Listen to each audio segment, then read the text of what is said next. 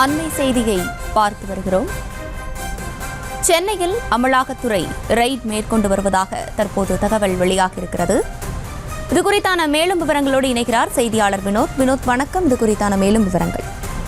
சட்டவிரோத பண பரிமாற்றம் அடிப்படையில் அமலாக்கத்துறை அதிகாரிகள் சென்னை மட்டுமல்லாமல் சென்னை புறநகர் பகுதிகளான பூந்தமல்லி, வெள்ளவேடு மற்றும் ஸ்ரீபெரும்புதூர் உள்ளிட்ட பகுதிகளில் அதன் தொடர்புடைய இடங்களில் மட்டுமல்லாமல் அதை தொடர்புடைய கிளை அலுவலகங்களிலும் இந்த சோதனை நடத்தப்பட்டு வருவதாக தகவல் வெளியாகியுள்ளது. மும்பையை சேர்ந்த தனியார் நிறுவனம் ஒன்று மீது ஏற்கனவே பதியப்பட்டு விசாரணையில் இருந்து வரக்கூடிய வழக்குகளில் மையமாக வைத்து இந்த அமலாக்கத்துறை சோதனை நடத்தப்பட்டு வருவதாகவும், அதேபோல் அமலாக்கத்துறையின் சோதனையின் அடிப்படையில் மும்பையை சேர்ந்த தனியார் நிறுவனம் ஒன்றில் ஏற்கனவே பதியப்பட்ட வழக்கை அதன் காரணமாக சென்னையில் இருக்கக்கூடிய அதன் கிளை அலுவலகம் தொடர்புடைய அலுவலகங்களிலே இந்த சோதனை நடத்தப்பட்டு வருகிறது.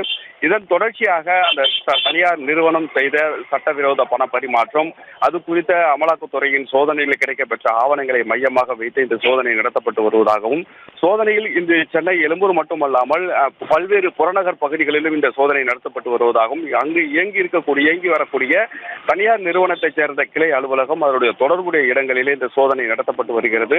இதற்காக மும்பையைச் சேர்ந்த அமலாக்கத்துறை அதிகாரிகள் பெருமளவில் சென்னை வந்திருக்கக்கூடிய நிலையில் சென்னை அதிகாரிகளின் ஒத்துழைப்போடு சென்னை மற்றும் புறநகர் பகுதிகளில் இந்த சோதனை நடத்தப்பட்டு வருகிறது. இதன் தொடர்ச்சியாக அடுத்த ஒரு மணி நேரத்தில் அந்த மும்பையை சேர்ந்த நிறுவனம் செய்திருக்கக்கூடிய சட்டவிரோத பண பரிமாற்றம் அது தொடர்பாக என்னென்ன வழக்குகள் பதிவு செய்யப்பட்டு தொடர் விசாரணை நடைபெற்று வருவதும் என்ற தகவலும் வெளியாகும் என எதிர்பார்க்கப்படுகிறது.